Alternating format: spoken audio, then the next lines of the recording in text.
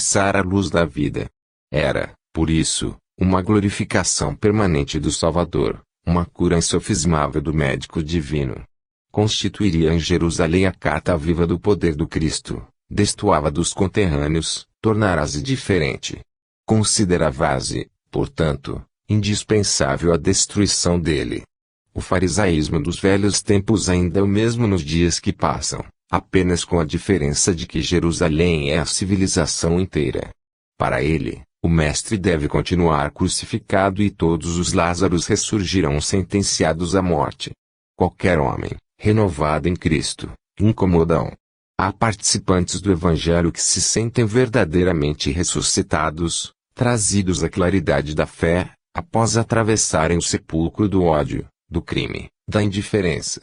O farisaísmo, entretanto, não lhes tolera a condição de redivivos, a demonstrarem a grandeza do Mestre. Instala perseguições, desclassifica-os na convenção puramente humana, tenta anular-lhes a ação em todos os setores da experiência. Somente os Lázaros que se unam ao amor de Jesus conseguem vencer o terrível assédio da ignorância. Tem, pois, cuidado contigo mesmo. Se te sentes trazido da sombra para a luz, do mal para o bem, ao sublime influxo do Senhor, recorda que o farisaísmo, visível e invisível, obedecendo a impulsos de ordem inferior, ainda está trabalhando contra o valor de tua fé e contra a força de teu ideal. Não bastou a crucificação do Mestre. Também tu conhecerás o testemunho. Resistência ao mal. Eu, porém, vos digo que não resistais ao mal. Jesus, Mateus 5:39. Os expoentes da má-fé costumam interpretar falsamente as palavras do Mestre, com relação à resistência ao mal. Não determinava Jesus que os aprendizes se entregassem, inermes, às correntes destruidoras. Aconselhava que nenhum discípulo retribuísse violência por violência. Enfrentar a crueldade com armas semelhantes seria perpetuar o ódio e a desregrada ambição no mundo. O bem é o único dissolvente do mal, em todos os setores, revelando forças diferentes. Em razão disso, a atitude requisitada pelo crime jamais será a indiferença e, sim, a do bem ativo, enérgico, renovador, vigilante e operoso. Em todas as épocas, os homens perpetraram erros graves, tentando reprimir a maldade, filha da ignorância, com a maldade, filha do cálculo. E as medidas infelizes, grande número de vezes, foram concretizadas em nome do próprio Cristo. Guerras, revoluções, assassínios, perseguições foram movimentados pelo homem, que assim presume cooperar com o céu.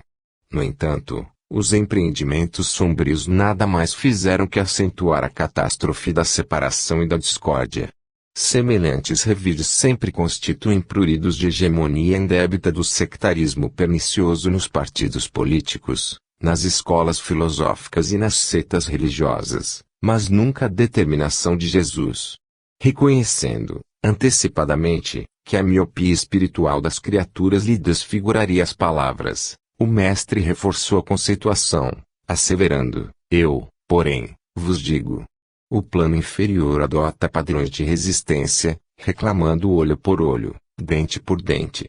Jesus, todavia, nos aconselha a defesa do perdão 70 vezes 7, em cada ofensa, com a bondade diligente, transformadora e sem fim. Atritos físicos. Mas se alguém te bater na face direita, oferecer-lhe também a outra. Jesus, Mateus 5:39. Alguns humoristas pretendem descobrir na advertência do Mestre uma exortação à covardia, sem noção de respeito próprio. O parecer de Jesus, no entanto, não obedece apenas aos ditames do amor, essência fundamental de seu evangelho. É igualmente uma peça de bom senso e lógica rigorosa. Quando um homem investe contra outro, utilizando a força física, os recursos espirituais de qualquer espécie já foram momentaneamente obliterados no atacante. O murro da cólera somente surge quando a razão foi afastada. E sobrevindo semelhante problema, somente a calma do adversário consegue atenuar os desequilíbrios, procedentes da ausência de controle. O homem do campo sabe que o animal enfurecido não regressa à naturalidade se tratado com a ira que o possui. A abelha não ferretou ao apicultor, amigo da brandura e da serenidade. O único recurso para conter um homem desvairado, compelindo-o a reajustar-se dignamente, é conservar-se o contendor ou os circunstantes em posição normal, sem cair no mesmo nível de inferioridade. A recomendação de Jesus abre-nos abençoado avanço. Oferecer a face esquerda, depois que a direita já se encontra dilacerada pelo agressor, é chamá-lo à razão enobrecida, reintegrando-o, de imediato, no reconhecimento da perversidade que lhe é própria. Em qualquer conflito físico, a palavra reveste-se de reduzida função nos círculos do bem. O gesto é a força que se expressará convenientemente. Segundo reconhecemos, portanto, no conselho do Cristo não há convite à fraqueza, mas apelo à superioridade que as pessoas vulgares ainda desconhecem. Fermento velho. Alimpai-vos, pois, do fermento velho, para que sejais uma nova massa. Paulo, 1 Coríntios 5:7. Existem velhas fermentações de natureza mental, que representam tóxicos perigosos ao equilíbrio da alma. Muito comum observarmos companheiros ansiosos por íntima identificação com o pretérito, na teia de passadas reencarnações. Acontece, porém, que a maioria dos encarnados na Terra não possuem uma vida pregressa respeitável e digna, em que possam recolher sementes de exemplificação cristã. Quase todos nos embebedávamos com o licor mentiroso da vaidade, em administrando os patrimônios do mundo, quando não nos embriagávamos com o vinho destruidor do crime, se chamados a obedecer nas obras do Senhor. Quem possua forças e luzes para conhecer experiências fracassadas, compreendendo a própria inferioridade, talvez aproveite algo de útil, relendo páginas vivas que se foram. Os aprendizes da Sijaes, contudo, são ainda raros, nos trabalhos de recapitulação na carne, junto da qual a compaixão divina concede ao servo falido a bênção do esquecimento para a valorização das novas iniciativas. Não guardes, portanto, o fermento velho no coração. Cada dia nos conclama a vida mais nobre e mais alta. Reformemo-nos, a claridade do infinito bem, a fim de que sejamos nova massa espiritual nas mãos de nosso Senhor Jesus. Cultiva a paz. E, se ali houver algum filho da paz, repousará sobre lhe a vossa paz, e, se não, ela voltará para vós. Jesus, Lucas 10:6. Em verdade, há muitos desesperados na vida humana. Mas quantos se apegam, voluptuosamente, à própria desesperação? Quantos revoltados fogem à luz da paciência? Quantos criminosos choram de dor por lhes ser impossível a consumação de novos delitos? Quantos tristes escapam, voluntariamente, às bênçãos da esperança? Para que um homem seja filho da paz, é imprescindível trabalhe intensamente no mundo íntimo, cessando as vozes da inadaptação à vontade divina e evitando as manifestações de desarmonia, perante as leis eternas. Todos rogam a paz no planeta atormentado de horríveis discórdias, mas raros se fazem dignos dela. Exigem que a tranquilidade resida no mesmo apartamento onde mora o ódio gratuito aos vizinhos, reclamam que a esperança tome assento com a inconformação e rogam a fé lhes aprove a ociosidade, no campo da necessária preparação espiritual. Para a esmagadora maioria dessas criaturas comodistas a paz legítima é realização muito distante. Em todos os setores da vida, a preparação e o mérito devem anteceder o benefício. Ninguém atinge o bem-estar em Cristo, sem esforço no bem, sem disciplina elevada de sentimentos, sem iluminação do raciocínio.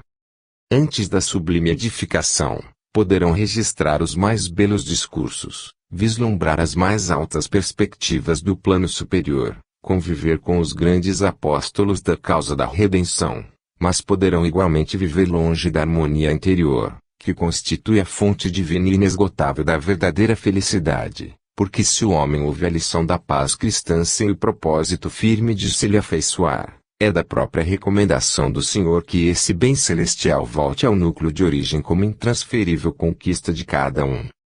Inverno. Procura vir antes do inverno. Paulo, 2 Timóteo 4:21. Claro que a análise comum deste versículo revelará a prudente recomendação de Paulo de Tarso para que Timóteo não se arriscasse a viajar na estação do frio forte. Na época recuada da epístola, o inverno não oferecia facilidades à navegação.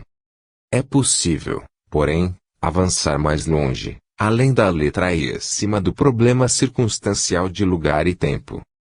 Mobilizemos nossa interpretação espiritual.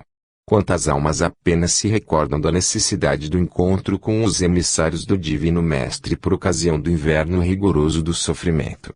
Quantas se lembram do Salvador somente em hora de neblina espessa, de tempestade ameaçadora, de gelo pesado e compacto sobre o coração? Em momentos assim, o barco da esperança costuma navegar sem rumo, ao sabor das ondas revoltas. Os nevoeiros ocultam a meta e tudo, em torno do viajante da vida, tende à desordem ou à desorientação.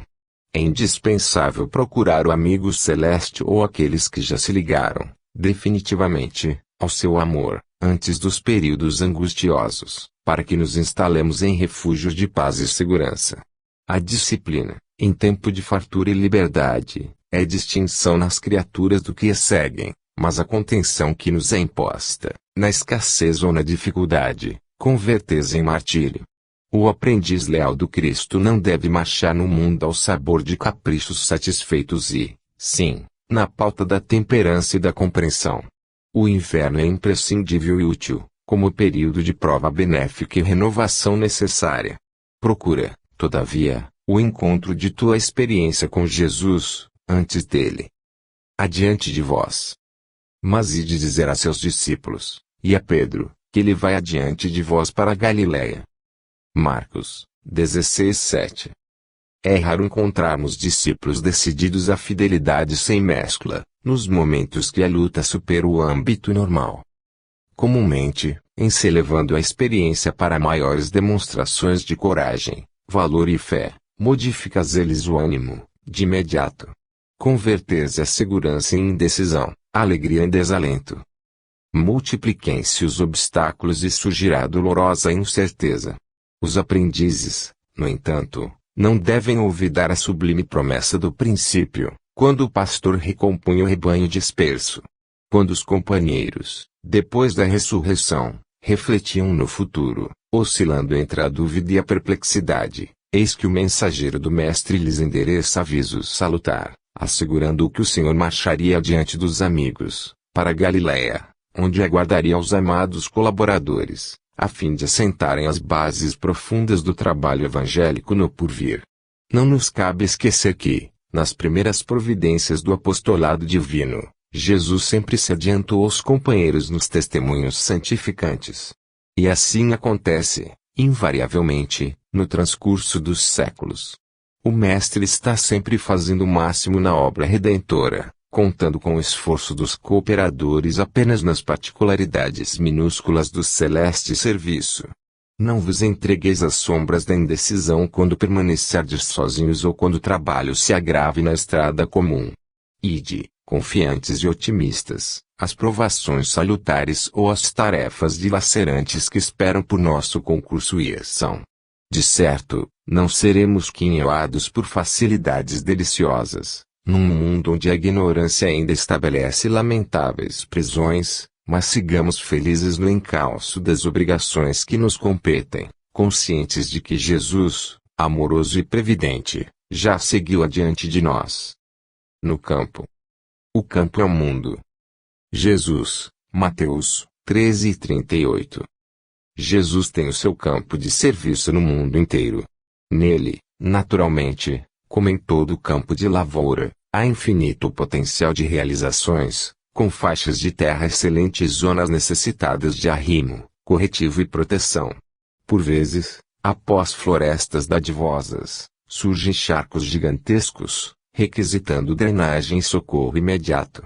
Ao lado de montanhas aureoladas de luz, aparecem vales envolvidos em sombra indefinível. Troncos retos alteiam-se, junto de árvores retorcidas, galhos mortos entram em contraste com frondes verdes, repletas de ninhos. A gleba imensa do Cristo reclama trabalhadores devotados, que não demonstrem predileções pessoais por zonas de serviço ou gênero de tarefa. Apresentam-se muitos operários ao Senhor do trabalho, diariamente, mas os verdadeiros servidores são raros. A maioria dos tarefeiros que se candidatam à obra do Mestre não seguem além do cultivo de certas flores, recuam à frente dos pântanos desprezados, temem os sítios desertos ou se espantam diante da magnitude do serviço, recolhendo-se a longas e ruinosas vacilações ou fugindo das regiões infecciosas. Em algumas ocasiões costumam ser hábeis horticultores ou jardineiros, no entanto, quase sempre repousam nesses títulos e amedrontam-se perante os terrenos agressivos e multiformes. Jesus, todavia, não descansa e prossegue aguardando companheiros para as realizações infinitas, em favor do reino celeste na terra. Reflete nesta verdade e enriquece as tuas qualidades de colaboração, aperfeiçoando-as e intensificando-as nas obras do bem indiscriminado e ininterrupto. É certo que não se improvisa um cooperador para Jesus, entretanto, não te esqueças de trabalhar, dia a dia, na direção do glorioso fim. No serviço cristão, nem como tendo domínio sobre a herança de Deus, mas servindo de exemplo ao rebanho. 1 Pedro 5:3.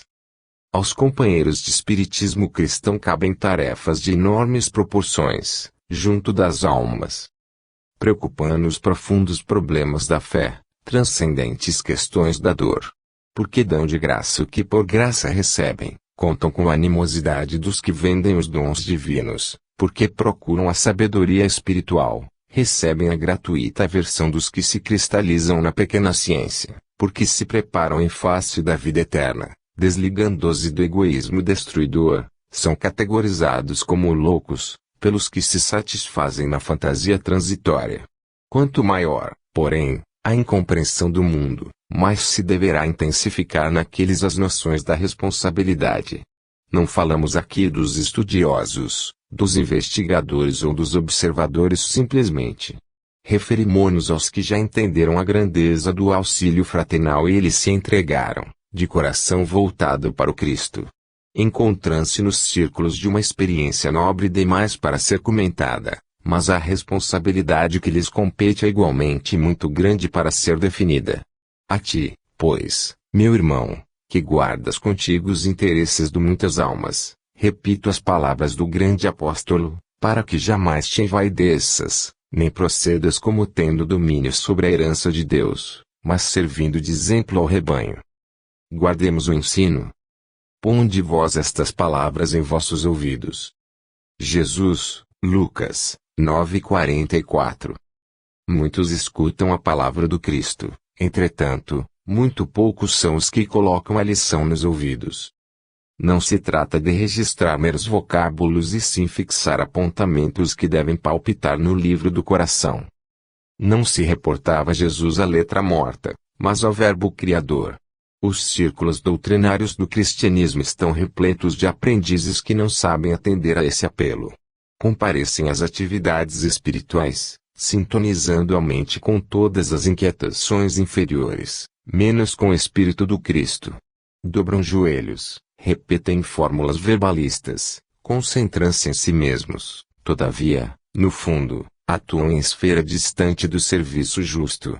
A maioria não pretende ouvir o Senhor e, sim, falar ao Senhor, qual se Jesus desempenhasse simples função de pajem subordinado aos caprichos de cada um. São alunos que procuram subverter a ordem escolar. Pronunciam longas orações, gritam protestos, alinhavam promessas que não podem cumprir. Não estimam ensinamentos. Formulam posições. E, à maneira de loucos, buscam agir em nome do Cristo. Os resultados não se fazem esperar. O fracasso e a desilusão, a esterilidade e a dor vão chegando devagarinho, acordando a alma dormente para as realidades eternas. Não poucos se revoltam, desencantados. Não se queixem, contudo, senão de si mesmos. Ponde-me as palavras em vossos ouvidos, disse Jesus. O próprio vento possui uma direção.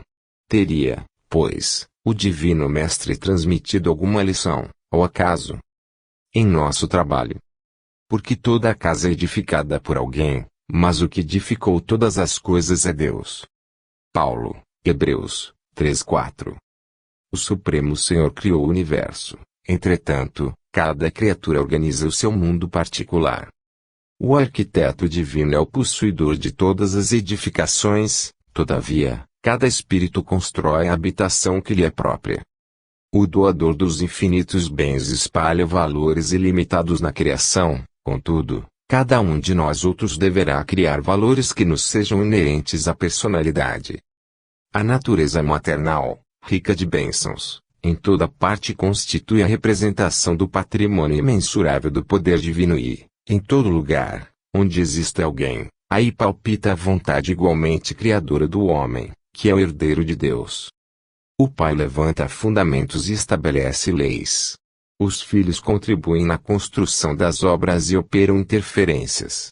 É compreensível, portanto, que empenhemos todo o cuidado em nosso esforço individualista, nas edificações do mundo, convictos de que responderemos pela nossa atuação pessoal, em todos os quadros da vida. Colaboremos no bem com o entusiasmo de quem reconhece a utilidade da própria ação, nos círculos do serviço, mas sem paixões destruidoras que nos amarrem às ilhas do isolacionismo.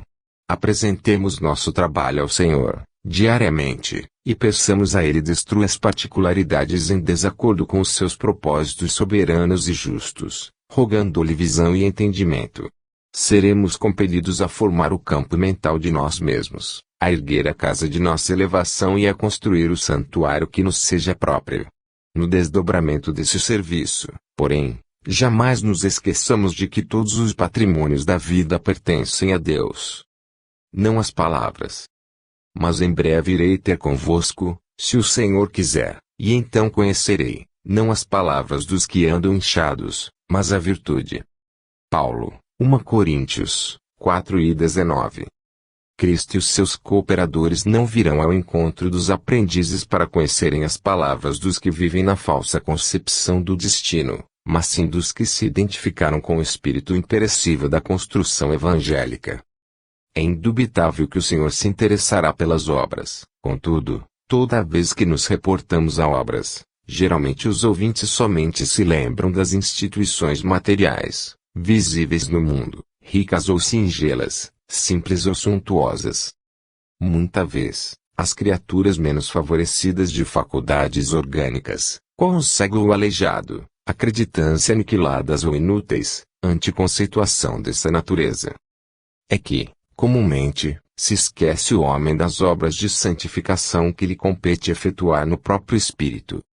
Raros entendem que é necessário manobrar pesados instrumentos da vontade a fim de conquistar terreno ao egoísmo, usar enxada de esforço pessoal para o estabelecimento definitivo da harmonia no coração.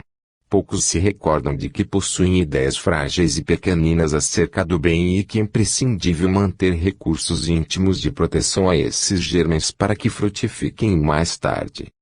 É lógico que as palavras dos que não vivem inchados de personalismo serão objeto das atenções do Mestre, em todos os tempos, mesmo porque o Verbo é também força sagrada que esclarece e edifica. Urge, todavia, fugir aos abusos do palavrório improdutivo que menospreza o tempo na vaidade das vaidades. Não ouvides, pois, que, antes das obras externas de qualquer natureza, sempre fáceis e transitórias, tens por fazer a construção íntima da sabedoria e do amor, muito difícil de ser realizada, na verdade, mas, por isso mesmo, sublimada e eterna. Falatórios. Mas evita os falatórios profanos, porque produzirão maior impiedade. Paulo, 2 Timóteo 2:16. Poucas expressões da vida social ou doméstica são tão perigosas quanto o falatório desvairado, que oferece vasto lugar aos monstros do crime. A atividade religiosa e científica ha descoberto numerosos fatores de desequilíbrio no mundo, colaborando eficazmente por extinguir-lhes os focos essenciais. Quanto se há trabalhando, louvavelmente, no combate ao álcool e à sífilis? Ninguém lhes contesta a influência destruidora. Arruinam coletividades, estragam a saúde, deprimem o caráter. Não nos esqueçamos, porém, do falatório maligno que sempre forma, em derredor, imensa família de elementos enfermiços ou aviltantes, a feição de vermes letais que proliferam no silêncio e operam nas sombras. Raros meditam nisto. Não será, porventura, o verbo desregrado pai da calúnia, da maledicência, do mexerico, da leviandade, da perturbação? Deus criou a palavra, o homem engendrou o falatório. A palavra digna infunde consolação e vida. A murmuração perniciosa propicia a morte. Quantos inimigos da paz do homem se aproveitam do vozerio insensato, para cumprirem criminosos desejos.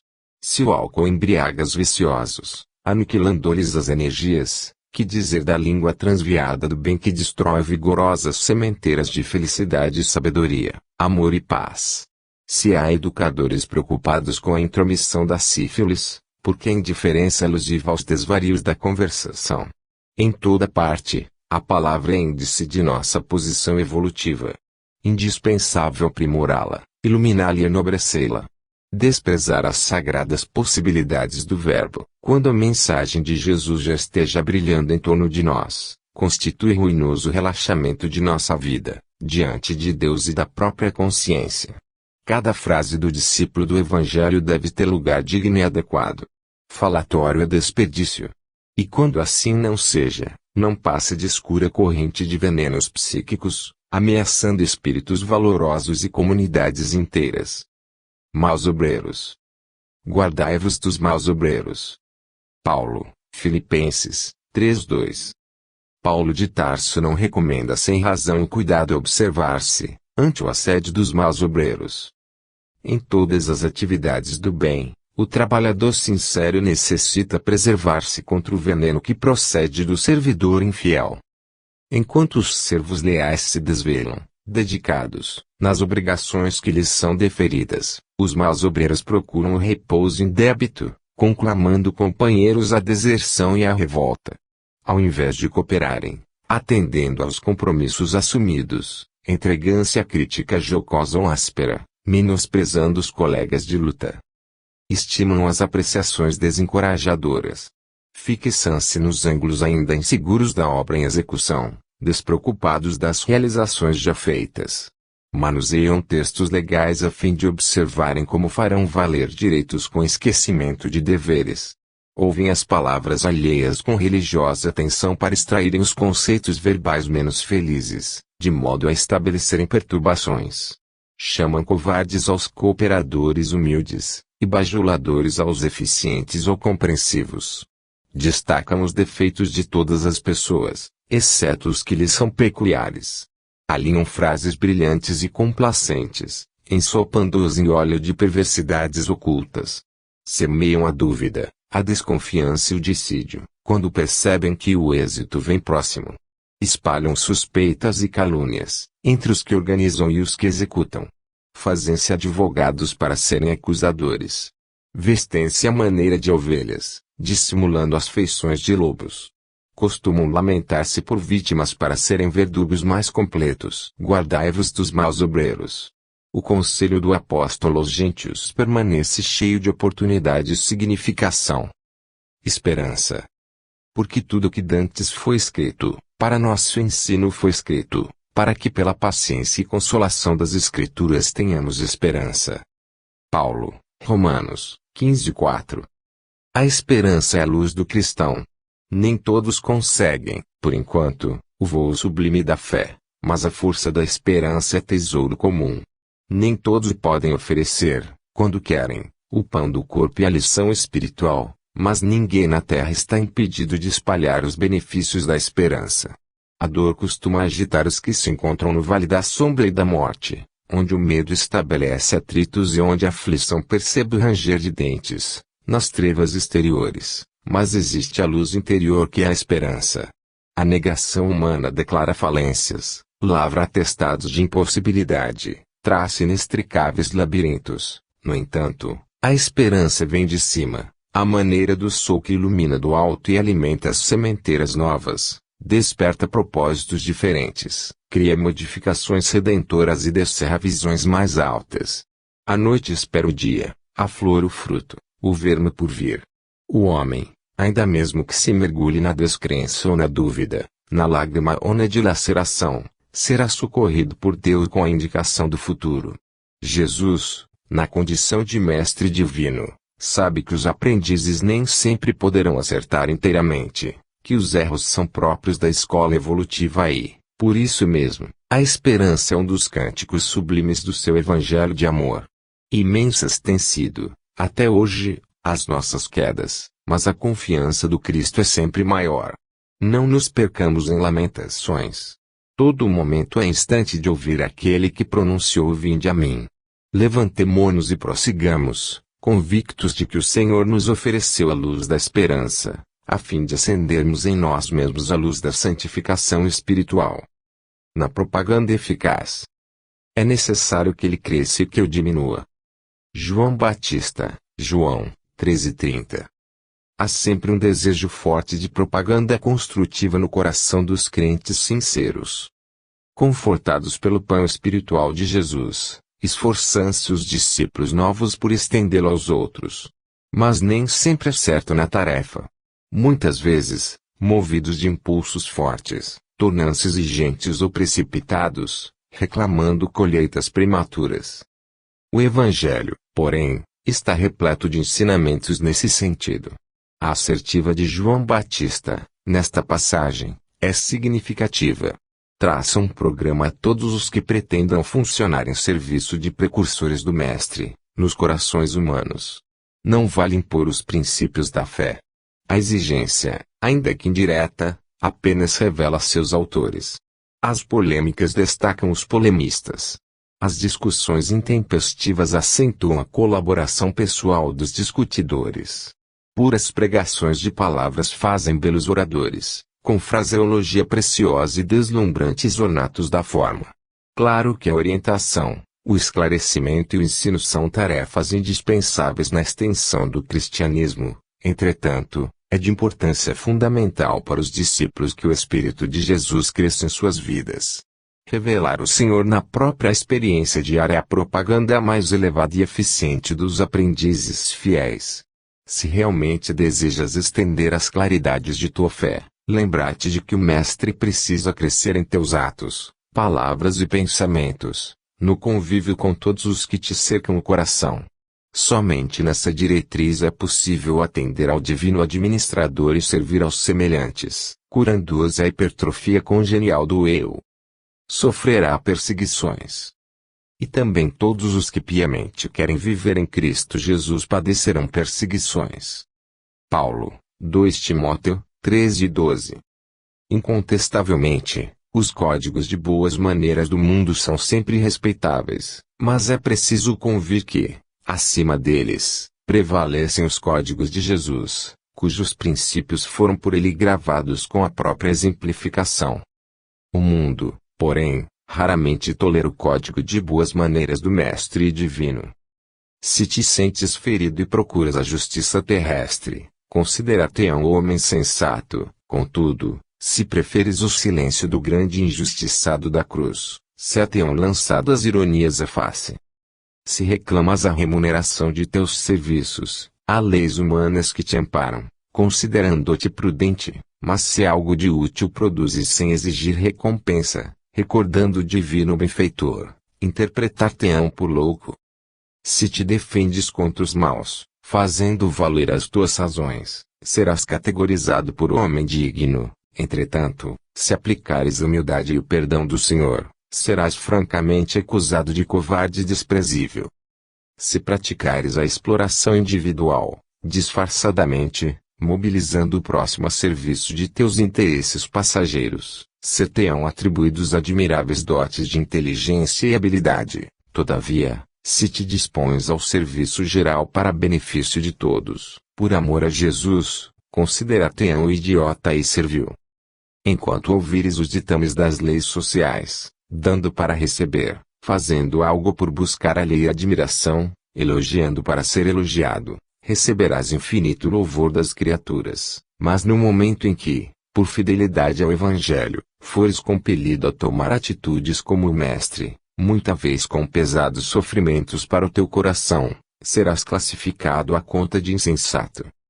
Atende, pois, ao teu ministério onde estiveres, sem qualquer dúvida nesse particular, certo de que, por muito tempo ainda, o discípulo fiel de Jesus, na terra, sofrerá perseguições. Purificamo-nos. De sorte que, se alguém se purificar destas coisas, será vaso para honra, santificado e idôneo para o uso do Senhor, e preparado para toda boa obra. Paulo, 2 Timóteo 2:21. Em cada dia de luta, é indispensável atentar para a utilização do vaso de nossas possibilidades individuais. Na Terra, onde a maioria das almas encarnadas dorme ainda o sono da indiferença, é mais que necessária a vigilância do trabalhador de Jesus, nesse particular. Quem não guarde os ouvidos pode ser utilizado pela injustiça. Quem não vigie sobre a língua pode facilmente converter-se em vaso da calúnia, pela leviandade ou pela preocupação de sensacionalismo. Quem não ilumine os olhos pode tornar-se vaso de falsos julgamentos. Quem não se orientar pelo espírito cristão, será naturalmente conduzido a muitos disparates e perturbações, ainda mesmo quando a boa-fé lhe incuta propósitos louváveis. Os homens e mulheres, de todas as condições, estão sendo usados pelas forças da vida, diariamente. Por enquanto, a maioria constitui material utilizado pela malícia e pela viciação. Vasos frágeis e imperfeitos, fundem-se e refundem-se todos os dias, em meio de experiências inquietantes e rudes. Raríssimos são aqueles que, de interior purificado, podem servir ao Senhor, habilitados para as boas obras. Muitos ambicionam essa posição elevada, mas não cuidam de si mesmos. Reclamam a situação dos grandes missionários, exigem a luz divina, clamem por revelações avançadas, contudo, em coisa alguma se esforçam por se libertarem das paixões baixas. Observa, pois, amigo, a que princípios serves na lida diária. Lembra-te de que o vaso de tuas possibilidades é sagrado. Que forças da vida se utilizam dele. Não ouvides, acima de tudo, que precisamos da legítima purificação, a fim de que sejamos vasos para a honra e idôneos para o uso do Senhor. Em combate. Ainda não resististes até ao sangue, combatendo contra o pecado. Paulo, Hebreus, 12:4. O discípulo sincero do Evangelho vive em silenciosa batalha no campo do coração. A princípio, desenrolás o combate em clima sereno, ao doce calor do lar tranquilo. As árvores das afeições domésticas amenizam as experiências mais fortes. Esperanças de todos os matizes povoam a alma, nem sempre atenta à realidade. Falam os ideais em voz alta, relativamente às vitórias por vindouras. O lutador domina os elementos materiais e, não poucas vezes, supõe consumado o triunfo verdadeiro. O trabalho, entretanto, continua. A vitória do espírito exige esforço integral do combatente.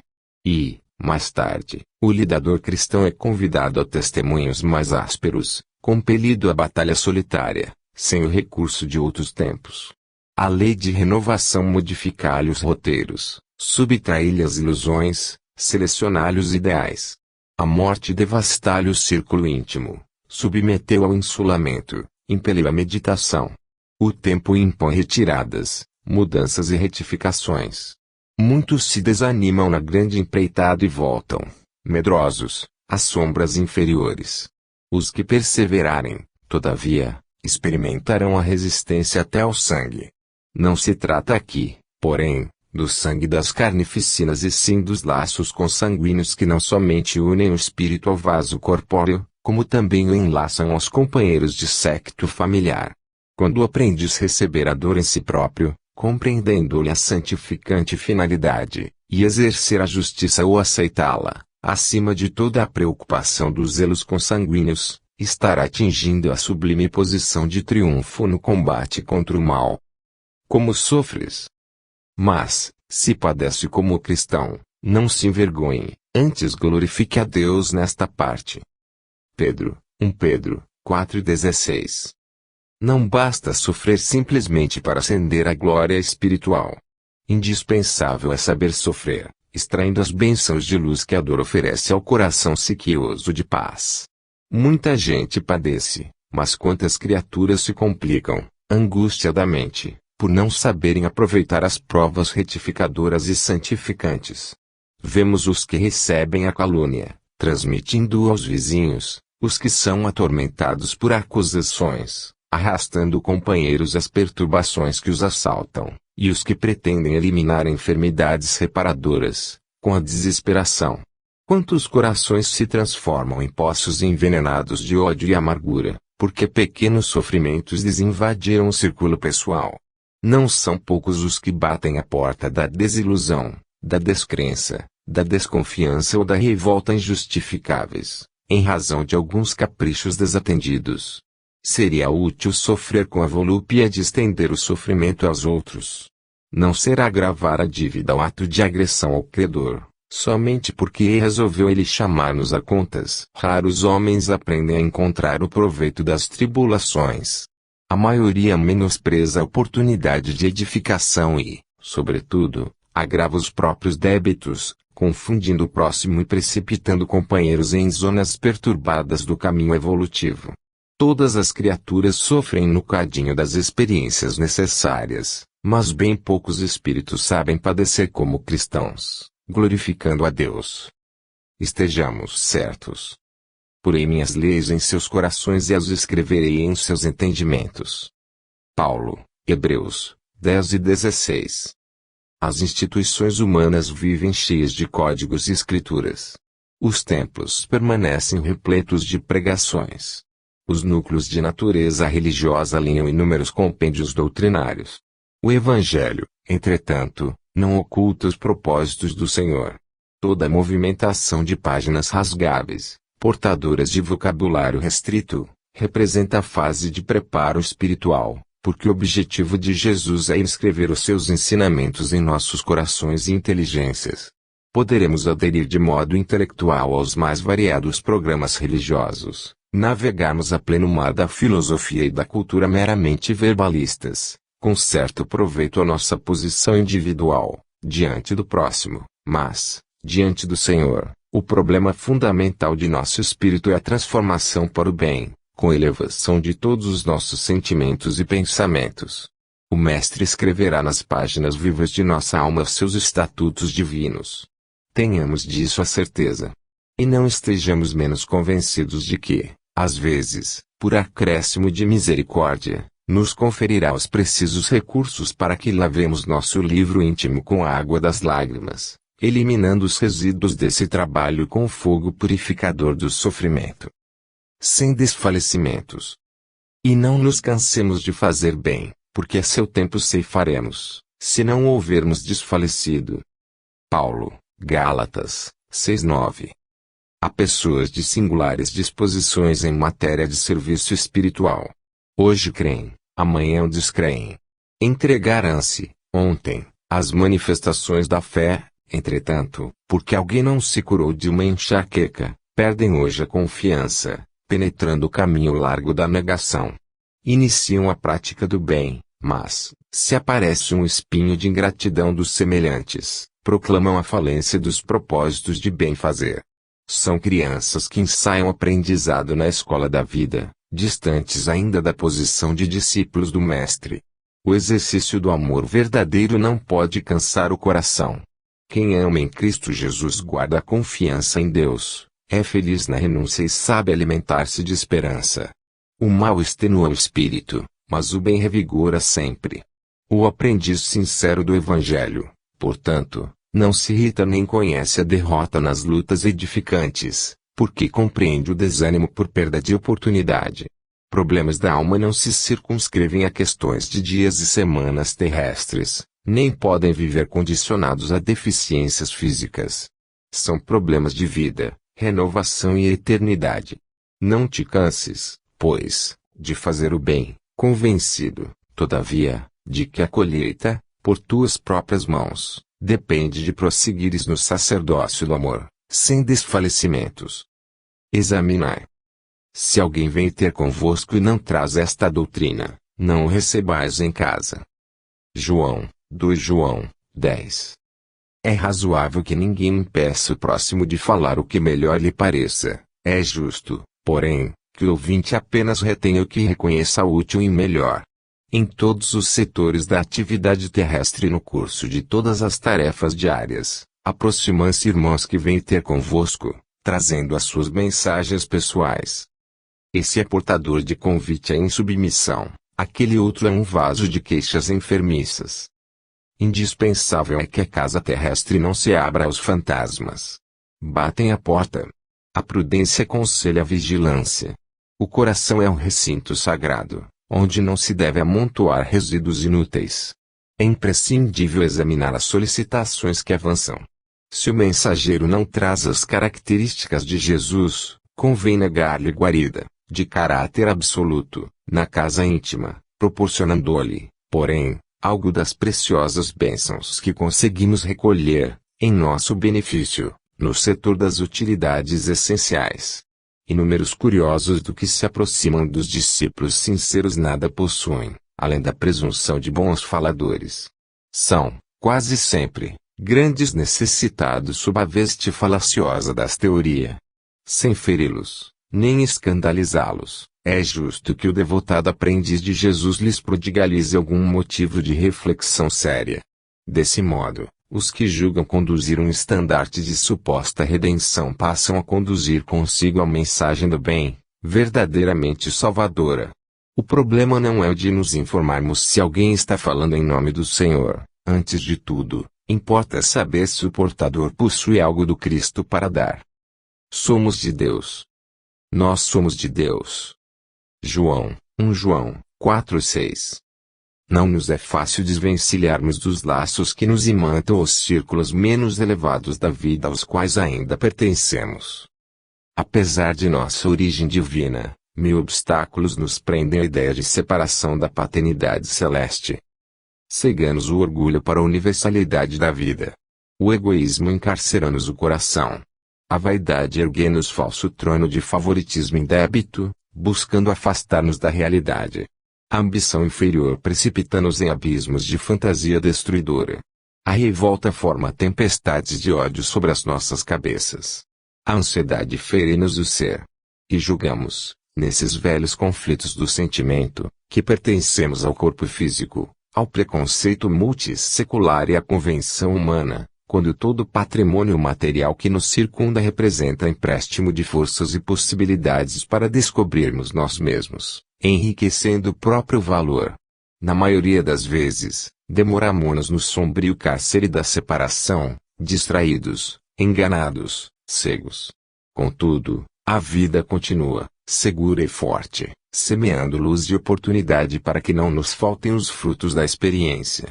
Pouco a pouco, o trabalho e a dor, a enfermidade e a morte, compelem-nos a reconsiderar os caminhos percorridos, impelindo-nos a mente para as zonas mais altas. Não desprezes, pois, esses admiráveis companheiros da jornada humana, porquanto, quase sempre, em companhia deles, é que chegamos a compreender que somos de Deus. Substitutos. Para alumiar os que estão assentados em trevas e sombra de morte, a fim de dirigir os nossos pés pelo caminho da paz. Lucas 1:79. É razoável que o administrador distribua serviço e responda pela mordomia que lhe foi confiada. Detendo encargos da direção, o homem é obrigado a movimentar grande número de pessoas. Orientará os seus dirigidos, educará os subalternos, dar-lhes-á incumbências que lhes apurem as qualidades no serviço. Ainda assim, o dirigente não se cime das obrigações fundamentais que lhe competem. Se houve alguém que poderia mobilizar milhões de substitutos para o testemunho na crosta da terra, esse alguém foi Jesus.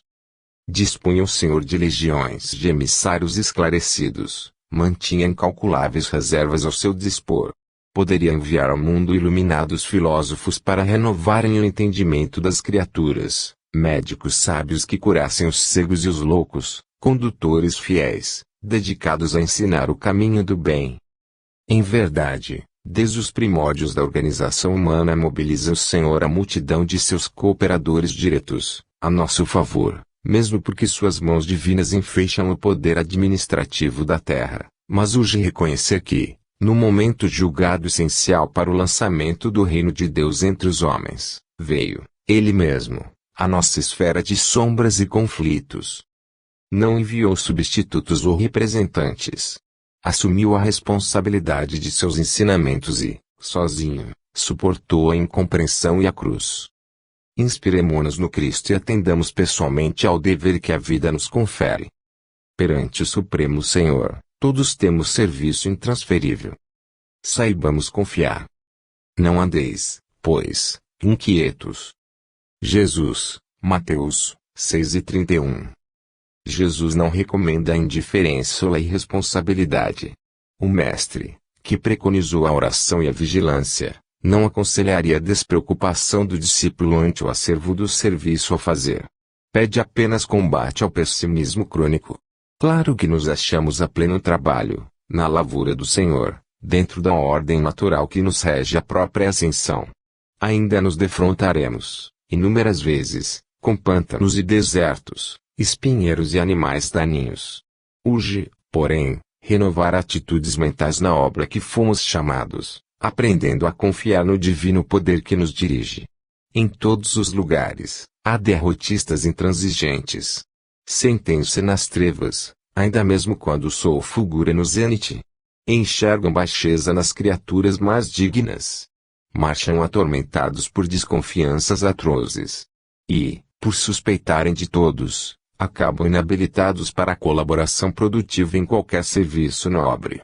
Aflitos e angustiados, desorientam-se a propósito de mínimos obstáculos, inquietam-se, com respeito a frivolidades de toda sorte e, se pudessem, pintariam o firmamento a cor negra para que a mente do próximo lhes partilhe a sombra interior.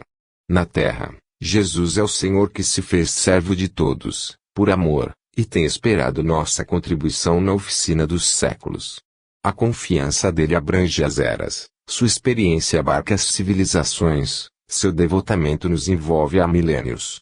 Em razão disso, como adotar a aflição e o desespero, se estamos apenas começando a ser úteis? Olhai. Olhai, vigiai e orai, porque não sabeis quando chegará o tempo. Jesus, Marcos 13:33. Marcos registra determinada fórmula de vigilância que revela nossa necessidade de mobilizar todos os recursos de reflexão e análise. Muitas vezes, referimos-nos a orai e vigiai, sem meditar-lhe a complexidade e a extensão. É indispensável guardar os caminhos, imprescindível se torna movimentar possibilidades na esfera do bem, entretanto, essa atitude não dispensa a visão com entendimento. O imperativo colocado por Marcos, ao princípio da recomendação de Jesus, é de valor inestimável à perfeita interpretação do texto. É preciso olhar, isto é, examinar, ponderar, refletir, para que a vigilância não seja incompleta. Discernir é a primeira preocupação da sentinela. O discípulo não pode guardar-se, defendendo simultaneamente o patrimônio que lhe foi confiado, sem estender a visão psicológica, buscando penetrar a intimidade essencial das situações e dos acontecimentos. Olhai o trabalho de cada dia. O serviço comum permanece repleto de mensagens proveitosas. Fixai as relações afetivas. São portadoras de alvitres necessários ao vosso equilíbrio. Fiscalizai as circunstâncias observando as sugestões que vos lançam ao centro da alma.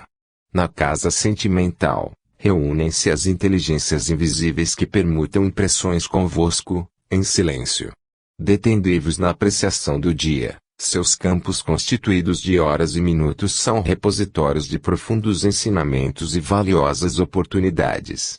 Olhai, refleti, ponderai. Depois disso, naturalmente, estareis prontos a vigiar e orar com proveito. Tu e tua casa. E eles disseram: crê no Senhor Jesus Cristo, e serás salvo, tu e a tua casa. Atos 16:31.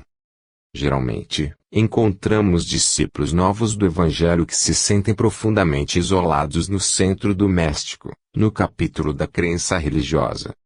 Afirmam-se absolutamente sós, sob o ponto de vista da fé.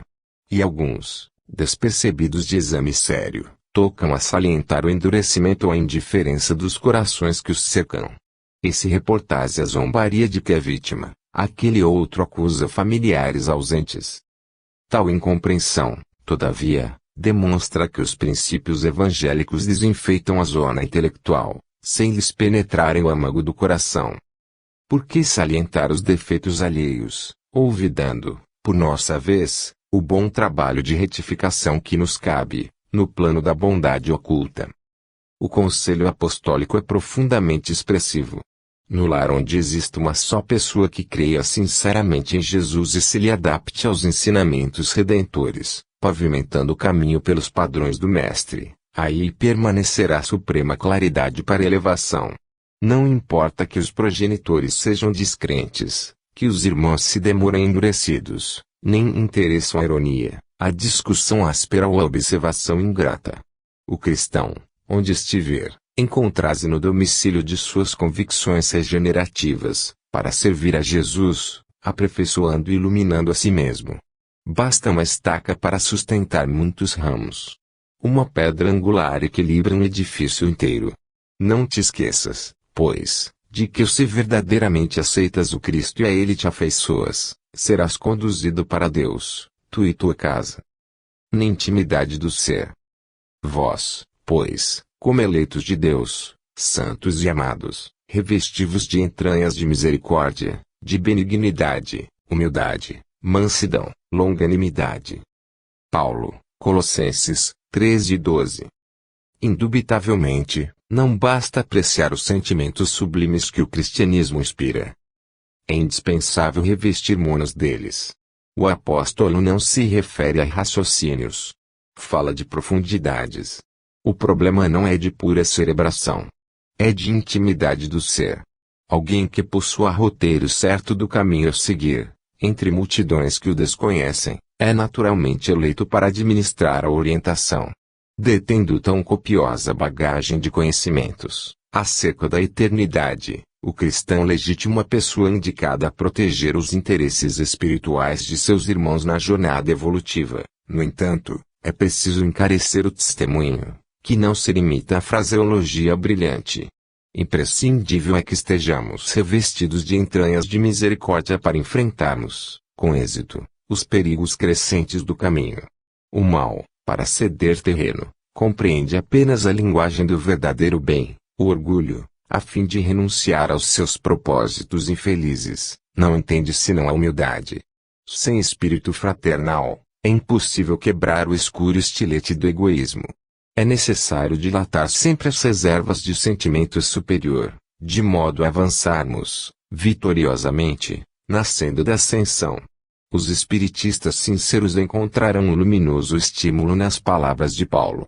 Alguns companheiros por certo observarão em nossa lembrança mero problema de fé religiosa, segundo o seu modo de entender. Todavia, entre fazer psiquismo por alguns dias e solucionar questões para a vida eterna, há sempre considerável diferença. De coração puro. Amai-vos ardentemente uns aos outros com um coração puro. 1 Pedro, 1:22. Espíritos levianos, em todas as ocasiões, deram preferência às interpretações maliciosas dos textos sagrados. O amai-vos uns aos outros não escapou ao sistema depreciativo. A esfera superior, entretanto, sempre observa a ironia ou conta de ignorância ou infantilidade espiritual das criaturas humanas. A sublime exortação constitui poderosa síntese das teorias de fraternidade. O entendimento e a aplicação do amai-vos é a meta luminosa das lutas na terra. E a quantos experimentam dificuldade para interpretar a recomendação divina, temos o providencial apontamento de Pedro, quando se reporta ao coração puro. Conhecem os homens alguns raios do amor que não passam de restes fugidias, a luzirem através das muralhas dos interesses egoísticos, porque a maioria das aproximações de criaturas, na crosta da terra, inspiram-se em móveis obscuros e mesquinhos, no terreno dos prazeres fáceis ou das associações que se dirigem para o lucro imediatista. O amor a que se refere o Evangelho é antes a divina disposição de servir com alegria, na execução da vontade do Pai, em qualquer região onde permaneçamos. Muita gente afirma que ama, contudo, logo que surjam circunstâncias contra os seus caprichos, passa a detestar. Gestos que aparentavam dedicação convertem-se em atitudes do interesse inferior. Relativamente ao assunto, porém, o apóstolo fornece a nota dominante da lição. Amemo-nos uns aos outros, ardentemente, mas guardemos o coração elevado e puro. Migalha e multidão. E tendo mandado que a multidão se assente,